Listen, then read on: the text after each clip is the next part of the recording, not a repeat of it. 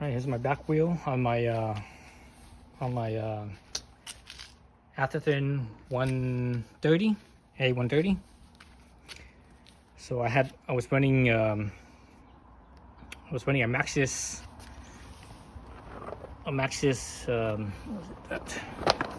Aggressor, right? Maxxis Aggressor 2.3, I guess it is. Oh, I thought it was bigger than that. 2.3, it's kind of narrow. Just a regular EXO, and it's an okay tire. In the front I'm running is also a Maxxis, but this one is a Forecaster, the version 2, second gen Forecaster, 2.4, right? Max Terra EXO. So no, I'm very light, and I only do trail riding. I don't do any big jumps or anything like that. So I don't need a really stiff sidewall, and I'm not very fast either. So I don't need no stiff sidewall. So anyways, this Aggressor, I'm not a big fan of it. I think it's too sluggish. It rolls kind of slow, kind of sluggish. The cornering is okay. You could break it loose pretty easy, but when you need the grip, it grips fine. One thing I noticed besides the rolling is the braking traction on this. It feels like it's not as good as the Forecaster. I'm not sure if it's just me or if it's just a back tire or what, but even comparing this to this is better than the Recon. I think the braking traction is a little bit better than the Recon, not by much, I don't think. But again, this is a 2.3. The Recon I was using was a 2.6. So anyways, I want to go a little bit. I want to roll faster, basically. So I'm gonna put in another Forecaster in the back. So the other one was a what was it called again? A Max Terra, right? This one is not. This one is what do they call it? Dual compound.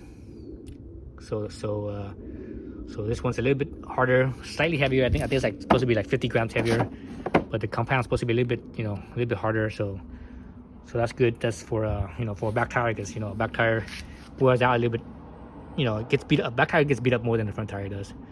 So you want it to be slightly harder, last a little bit longer. It holds up a little better if it's a little bit harder compared to a soft compound. But anyways, I took off this thing. I had stands in there, and whatever stands I had, I scooped it back up and I poured it back in here, and that's how I kind of recycle. Because if it's still in there, it's still good. It's good enough. I never had a problem with doing that. And this bottle's pretty full, so that the dilution is not so bad. Anyways, so I took it off, put on the new Forecaster. I don't have any sealant in here. I have nothing in here right now. I just pumped it up to set the bead, right? Seat the bead. Set. There's a difference. One is setting the bead and one is seating the bead. Let's see, which one is it? I think it's seating the bead. But anyways, when the bead, how when the bead pops into the rim and you hear a pop. So I did that. So it's good.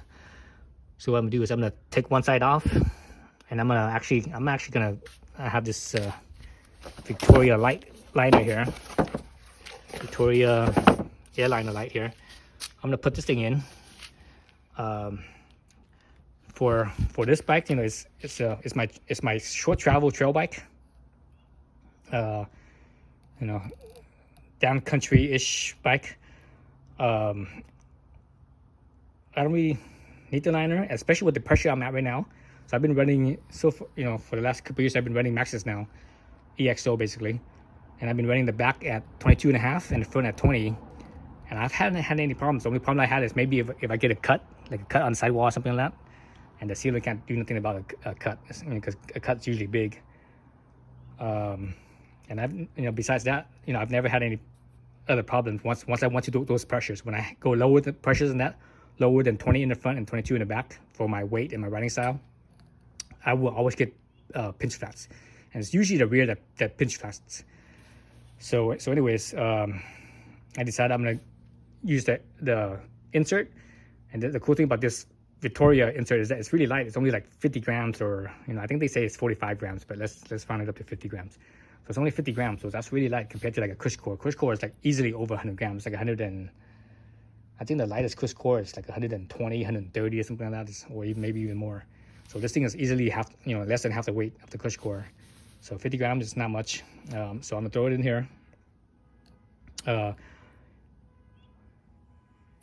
And the advantage of that is that if I get a cut or something, at least I can still ride out. Because before, when I was getting like a cut, I can't ride out because it's it can't hold any pressure, and you can't the tire is completely flat, right? You try to ride it on the rim, you're gonna destroy the rim. I do not want to destroy my nice bird wheel set, So I'm gonna put that in the back. I'm not sure if I put it in the front. I might put it in the front too, so I can try lower pressure. Anyways, I'm gonna put this in the back for now, and I'm gonna run. I'm gonna start off with 20 psi. So normally without the liner, I go 22.5. So I'm gonna start off with 20 psi and see how it feels. I think that's probably okay, 20 psi. And this Vittoria, they say use sealant that's non-ammonia based. So spans, has ammonia. You open it up, you smell it. It's very distinct, right? It's like, boom, it kicks you right in the nose if you try to sniff that thing. So I I bought some WTB synthetic latex. So I'm gonna stick that in. But yeah. So anyways, that's what I'm gonna do right now. All right. So this is what I got here. I got the WTB synthetic. It's a synthetic synthetic latex.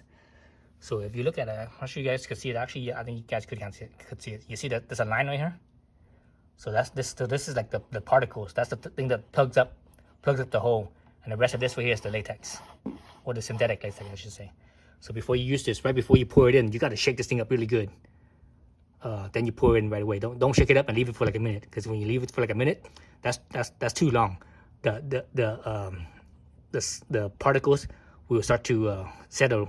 It's not mixed up evenly.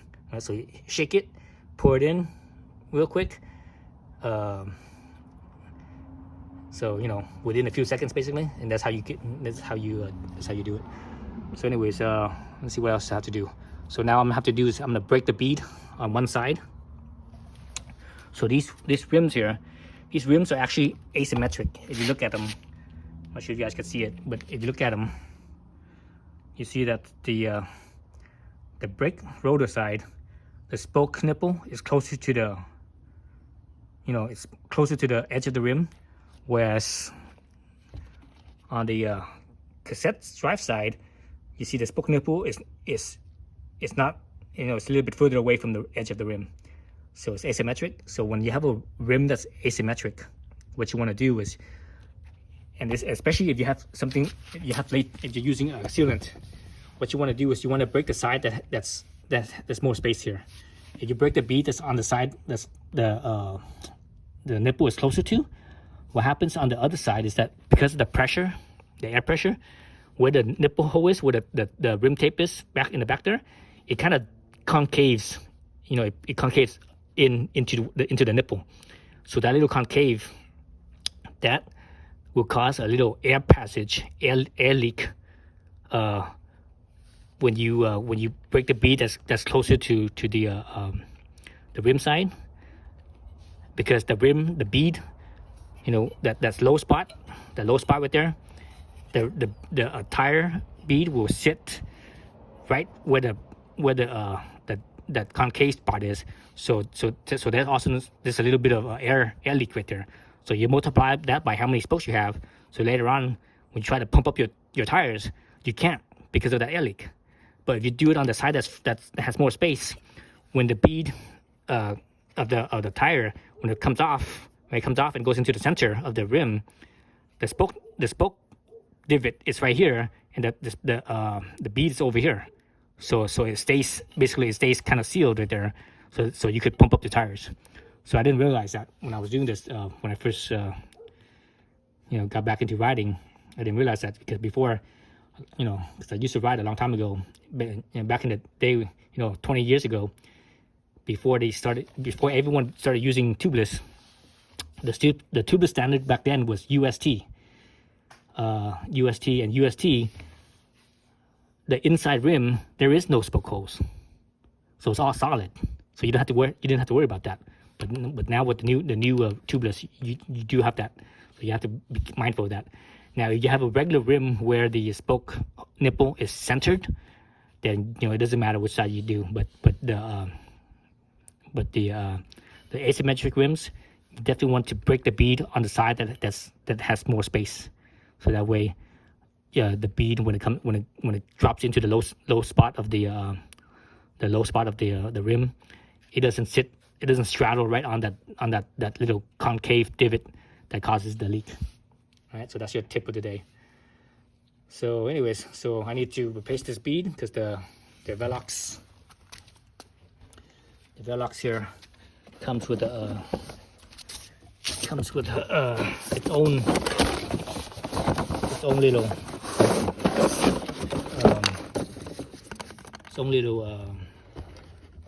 liner.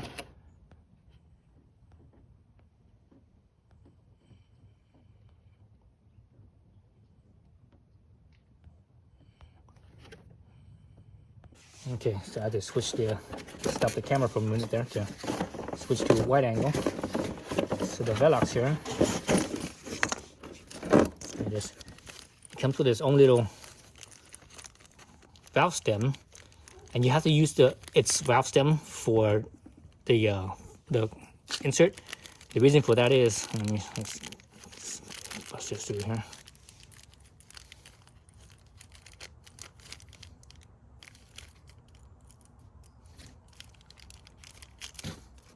The reason for that is a normal valve at the base here. You have the opening with the foam in it. The foam will block that opening, right? And it prevents you from pumping up the tires.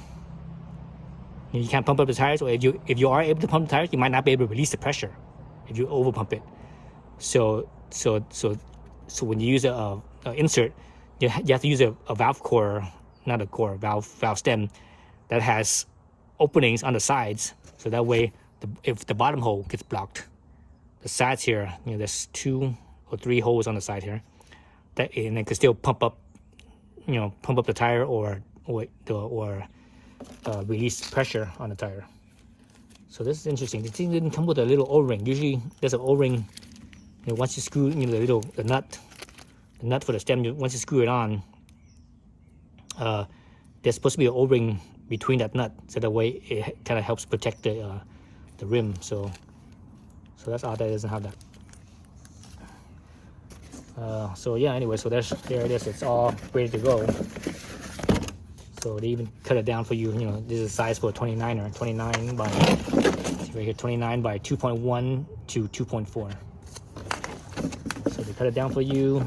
What's the joint? Right here. Here's the joint. And this is a closed cell foam. It's pretty soft, pretty sensitive. If you're not careful, you could actually rip this thing pretty easily. You could tear it apart pretty easily. So you have to be mindful of that. All right, so let's bust that bead and start the task. Let me get something on the ground here. I'm on the asphalt. I don't want to scratch at my rim. Put down some floor mat. All right, so here's my foam, my little valve core, and not valve core. What is it calling a valve core? Valve stem. Again, I'm deflating from the because this is an asymmetric rim. I'm deflating from the side that has more space between the nipple and the edge of the rim.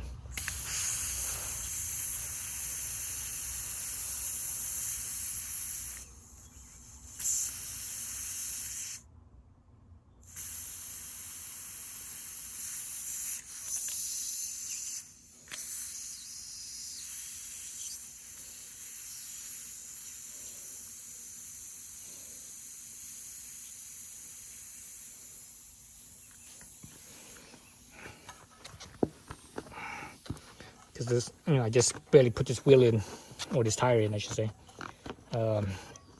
you know, only like less than half an hour ago. So the bead comes on and off pretty easily. All right, so let's pop the bead. So I have a little Crank Brothers tire lever. Of all the tires levers that I've ever used, I think this is my favorite one. This is the best one, I think. It works really well. Go away from the valve stem. So the other side of the bead is still attached, right? So we're still good there. All right, so find where the bead is, hook it in like so. Make sure you just run it across it like so. This is a brand new tire. The rubber's still nice and, you know, because there's no dirt or nothing like that, so it's still kind of sticky. So it's a little bit harder to do this, but you know, you get the hang of it. I still have, you know, on my rim, I still have residue of latex, the old latex on here, the old stands. Right, as you can see inside the rim, or not the rim, the tire, you see it's spick and span clean, because I didn't, you know, this is a brand new tire. I had no latex or nothing like that. I just put the wheel on and pumped it up. Oops, where's my stem? Let's do the stem first, right here. Valve stem.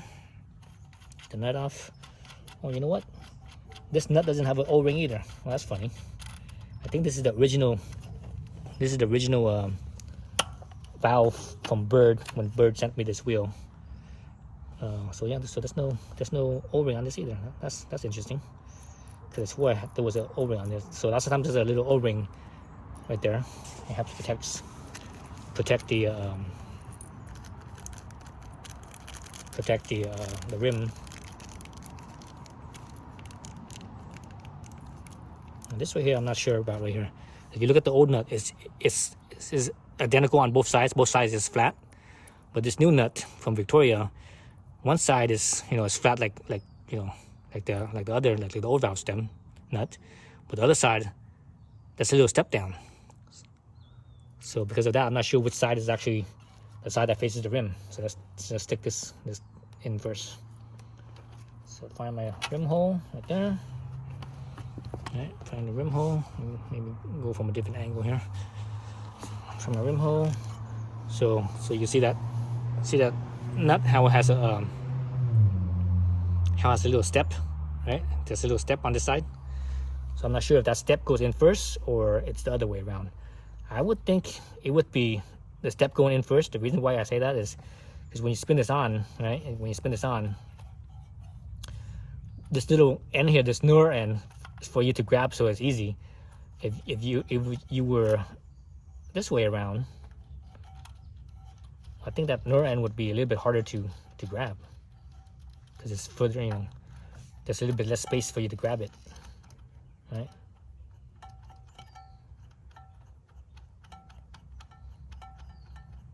If it was like this, with a step away from the rim, it would stick down like so, right? Let's see if I could zoom in a little bit.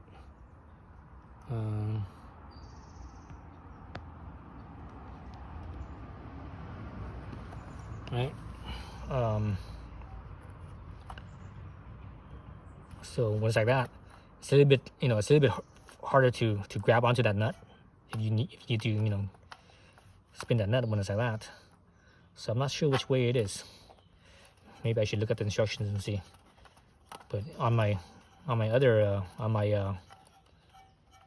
bike, I actually have it with the step towards the rim this way, because I think it's, you know, once it's down in like that, if you need to grab the nut, it's easy to grab, right? It's easy to grab, and there's a little, because of that step, there's a little space there, and your fingernails are there. It clears your fingernails, so it doesn't, like, you know, so it's basically it's easy to grab. So I think I'm gonna use it like this, because I find it to be easier. So again, you know, if you really want to know, you should look at the Vittoria. Maybe they have instructions. I didn't notice any instructions though when I pull this thing out. Maybe there is inside the box, but whatever. All right, so like so. Get there. And remember, this tire was already inflated, right? So one side of the bead is still seat. It's still seated in there. So leave that side. So now I'm gonna put my liner in. So this is where the foam is, is attached to itself, where it's glued. I'm gonna put this where the valve stem is. Right. So and one of the reasons why I pumped the wheel up before I put the liner in is because that the bead on the far side is already seated in. So the rim is like so, right? And the rim's like that. The tire is like this, right? So if it's seated in there, when you open it up, it gives you more space in here. If the tire is not seated in, and it's still down in the low center, and you take this side out, it's still right here. So now you have less space to work. So it's a little bit, you still do it, but it's just more. It's more of a pain in the ass. It just takes longer, especially if you're running a tire that's not that wide. 2.4 is. I don't think 2.4 is that wide, but that's pretty much the standard. I think everyone, seems like the industry, everyone likes 2.4. There was a short time where they were doing 2.6. I think some people are still doing 2.6, like maybe on a DH bike or an enduro bike, but on a trail bike, it's 2.4. So right now it feels like it's smaller than the rim. Let's go back to the wide angle. So it looks like it's a little smaller than the rim, but it's actually not. What it is this shape here. You look at the shape like a Y. So this right here, this little squared off channel right here, this is what sits on the rim. So the rim sits in like that, and this the two ears that comes out on either side, that's for the that's what sticks out in the tire. So that's why it looks kind of small and tight, is because that little square channel needs to actually sit in the rim. So let's get that in there. So that's how you get more slack. Actually, you know what? I should have started away from the valve core. The valve core has a little bit of that it's sort of in the way, right? Okay, there we go.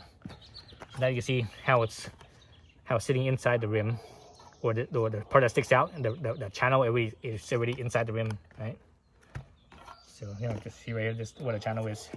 So now I push it down. Now it sits inside the rim. So same thing with right here. Push it a little bit. Now it sits inside the rim. So now it sits inside the rim, and it's easy to put back together. Okay. So now I'm gonna put my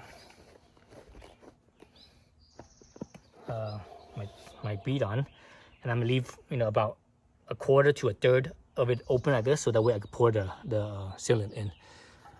So I don't mind, a lot of people are like, oh, you put your label with your valve stem. I don't do that.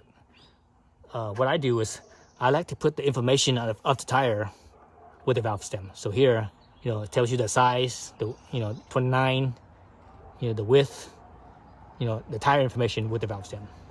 That's what I prefer. That's my the way how I do it.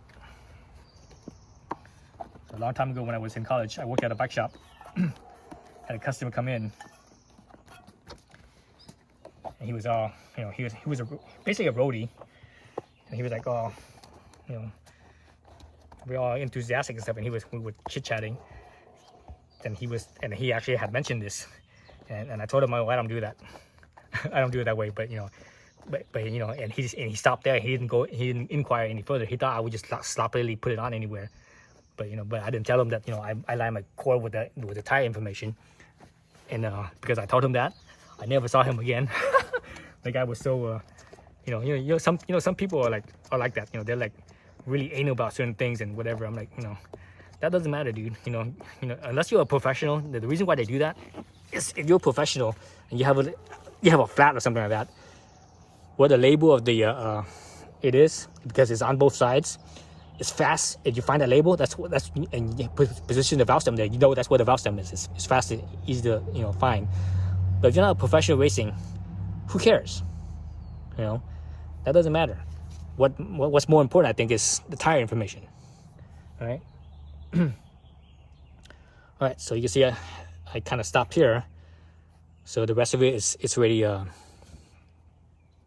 rest of it's already in, right? The bead. So I stop here, and I'm gonna basically pour my latex in. So let's move to a different area away from the carpet. All right, so I'm standing it up. And the cool thing about the insert is that because it's in there, the tire kind of is supported, so you don't have to worry about it just squishing down. So normally, if I didn't have to insert at all, I wouldn't be able to do it like this. I would actually have to hang the wheel up, so that way it clears. You know, it gives me space. All right, so here's my latex. I need to shake it up. I haven't done that yet, and I'm using the stands, whatever, you know. I think this is 2 ounces. So I'm gonna use 2 scoops. So whenever I do fresh, I always do 2 scoops, and every 3 months, 4 months, I will add a scoop, and that's what I do. I just keep on every 3 or 4 months. I just add a scoop, and that's how I do it. So again, the WTB latex, synthetic latex. If you look at it, you actually see there's a line right here, right? Right here, you can see a line. See that? Oh, it moved a little bit. But you see how it's dark right here. Hopefully you guys could see that. So those are the particles. Those are the particles that plugs the holes, right? And above that is the latex, you know, the synthetic latex. So I'm gonna shake this up until it doesn't slosh around anymore. That means it's nice and mixed.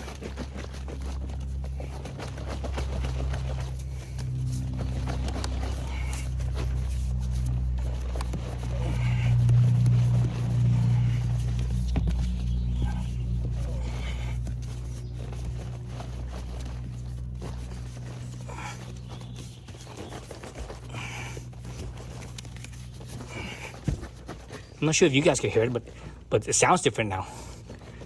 It's probably a lot of it's probably just foamed up as well. Actually, I can still see an air pocket right here. So all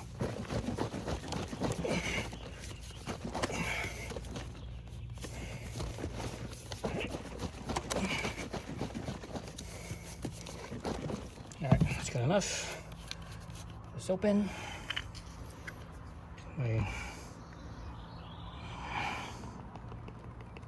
You see it's kind of foamed up a little bit. Put it in there. 1 scoop.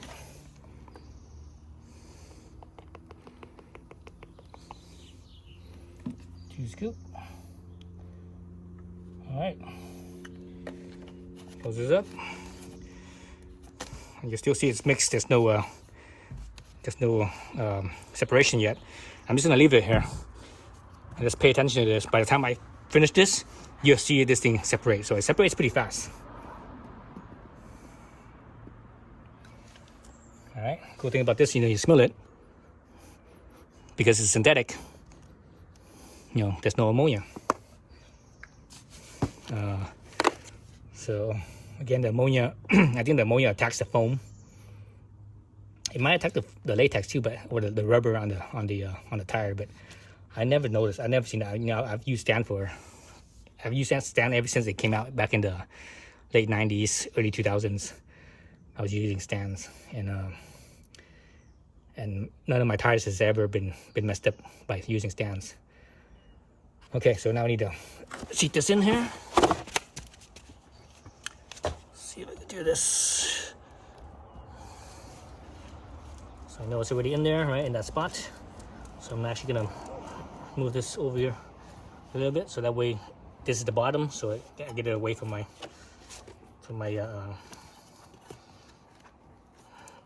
I'm working. Otherwise, it might splash. Again, this is a brand new tire, so it's a little bit harder to get it in or get the bead in. So earlier I got the bead in by hand. I did it by hand, but there was no insert in the way. So now with the insert in the way, it's kind of hard to do it. Now it's like I can't push it in anymore.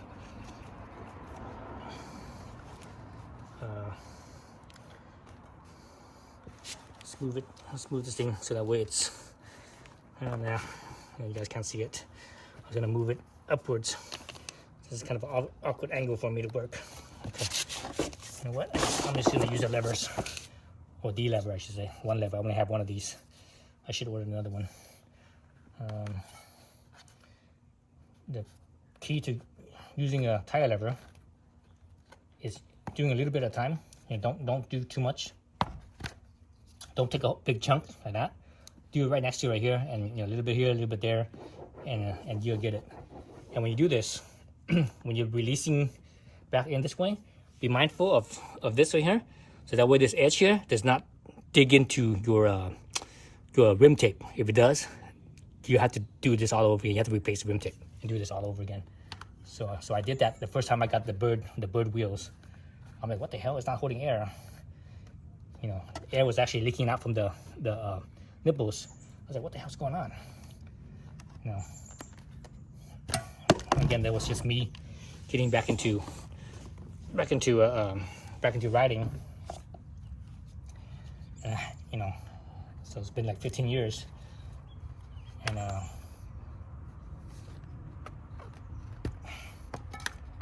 so you know, when I was using Tubeless back in the day, you know, like I mentioned earlier, there was no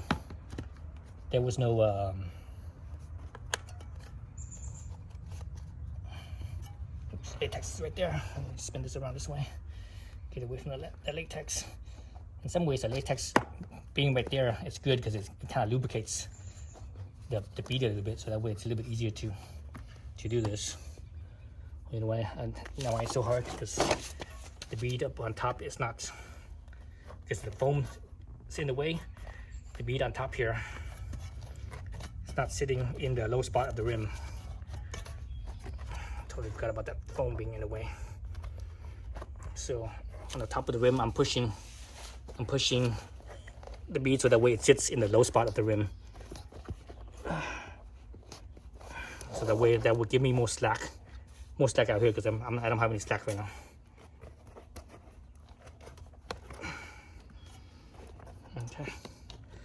Okay, looks like it's in. Okay, looks like it's in. So I think I have more slack. I could probably do some of this by hand. So when you have there's enough slack, you could do it by hand. You don't need the tire levers.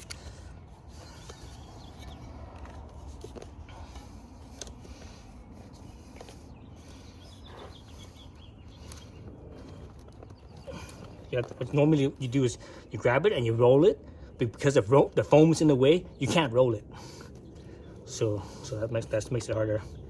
So back to the tire levers, or lever, one lever. So yeah, so having the foam is sort of a pain in the ass to, you know, put the wheels in and everything, but, or the tires in, I should say. But you know, when you're actually out there using it, I think it works really well. At least it feels good. I've only used it for like a couple weeks now on my other bike, and I like it. I'm like, oh, I like it.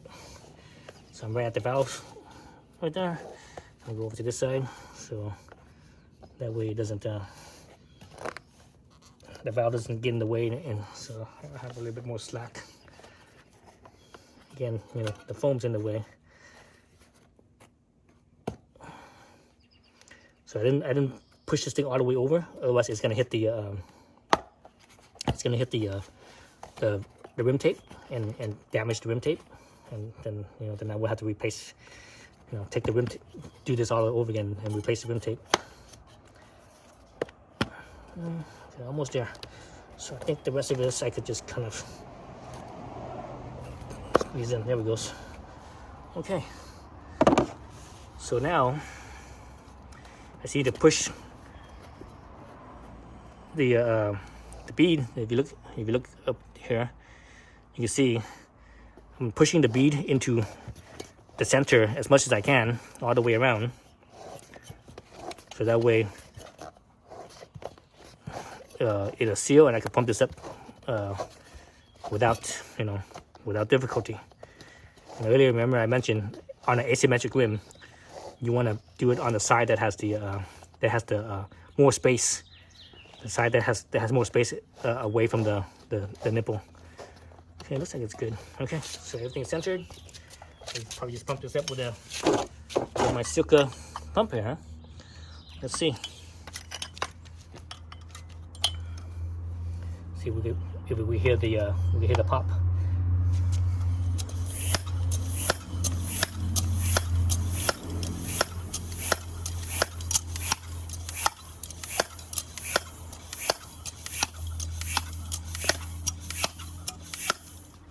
Man, the Silka, I've had this pump for at least 25 years, maybe even longer.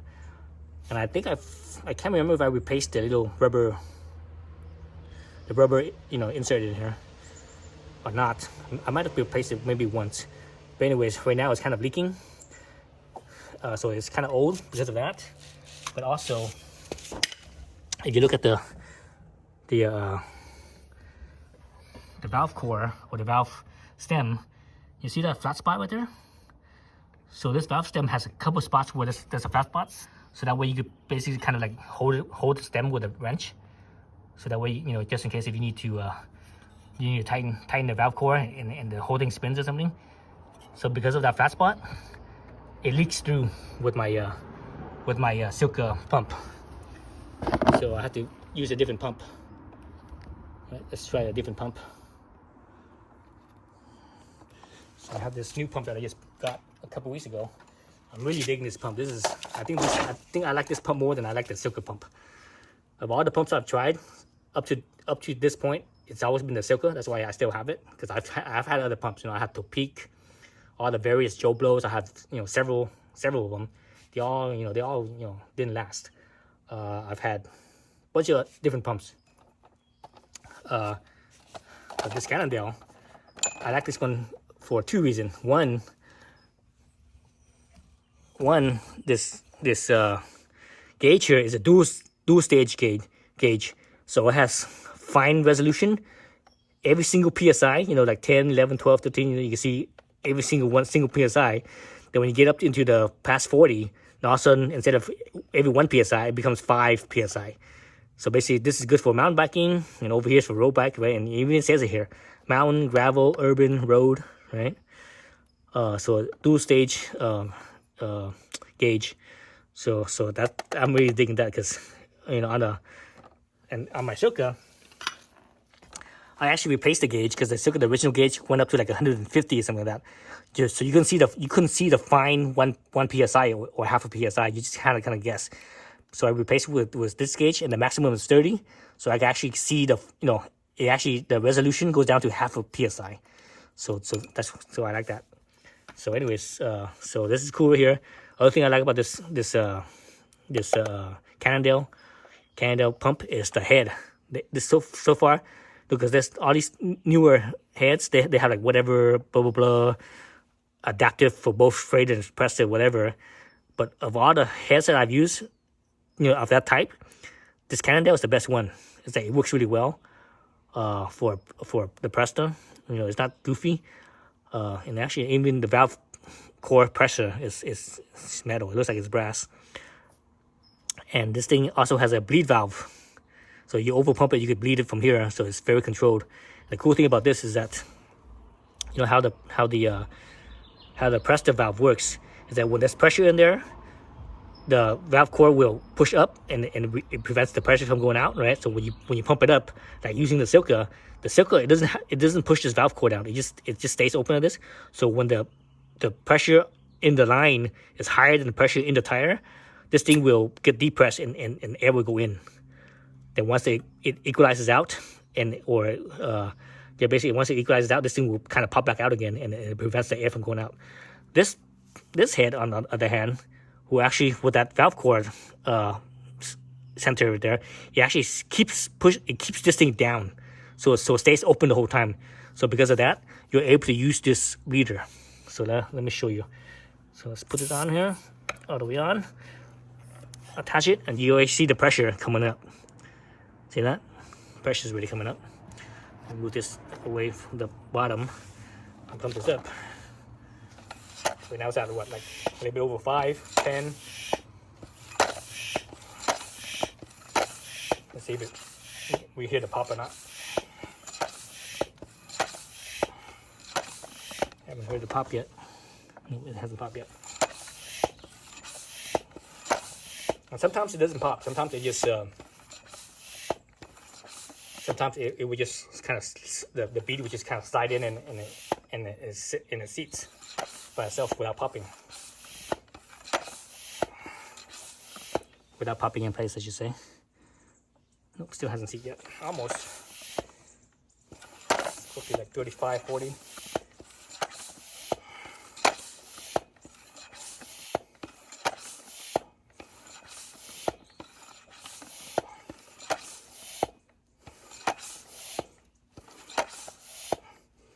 I'm at 40. Oh, looks like the bead is already seated. So how do I know? Even though it didn't pop, and you didn't hear it pop, right?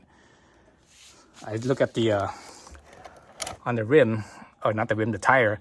On the tire, by the edge of the rim, there's always this little line that goes across. So we'll see how it extends out. When that little line is like further in, right against the rim, that means the bead hasn't set yet. So here it looks like it's all pretty much uniform all the way around.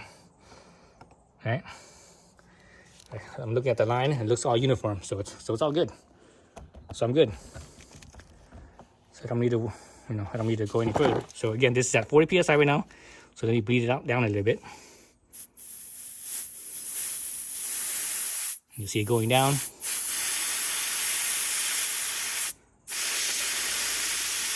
So I really like this feature. So I'm just gonna leave it at 30. Yeah, you know what, I'm gonna go a little bit lower. Yeah, I'm gonna leave it at 30. Let this thing, sit like that for a few days. That's it. And we're good there.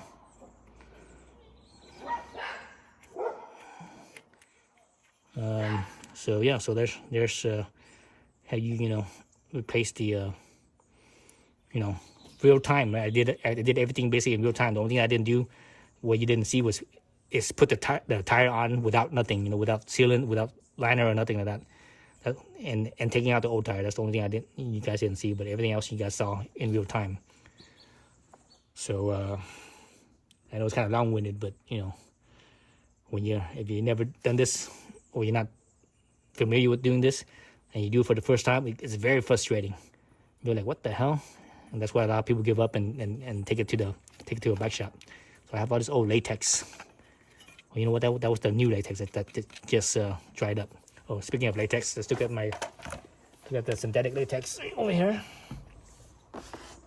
So I could actually kind of see it separating already. I'm not sure if you guys could tell, but right here, there's a line right here. So it's not fully separated yet because it's still kind of high. When it was fully separated, it should end up somewhere down here somewhere. So you guys see that? So this thing separates pretty quickly. Again, and that's how all the latexes are. They all work like that.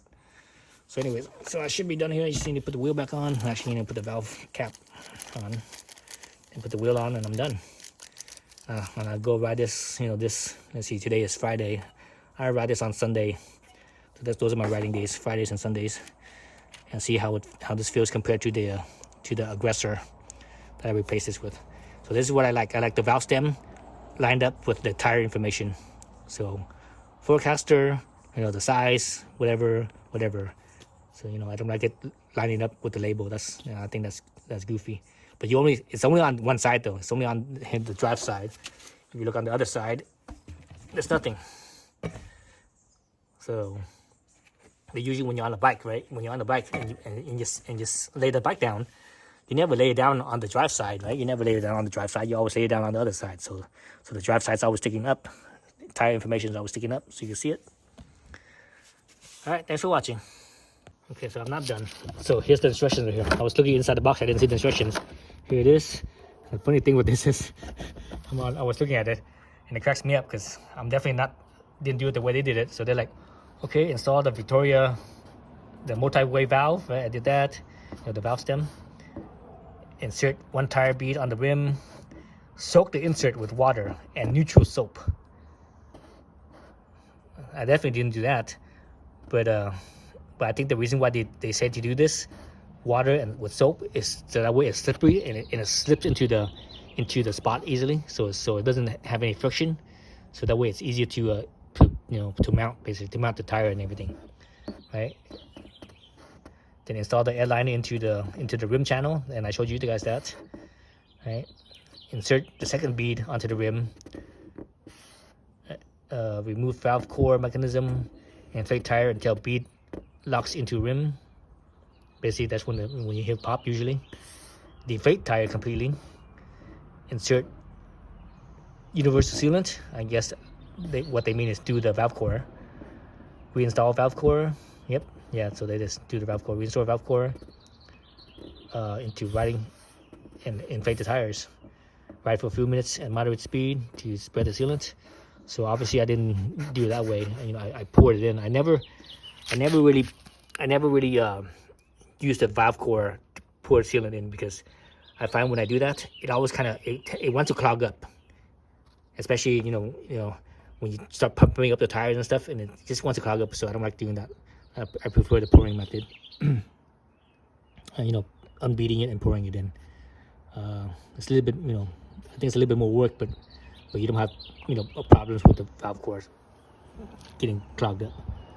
So anyways, yeah, so so that's Victoria's version, Victoria's version, and obviously you saw my version, how I do it, and I've been doing it more or less like that for a while. But well, the insert's new, so, but the rest of the tire I've been doing it with the bead out and pouring the sealant in that way instead. Okay, so that's it. Thanks for watching.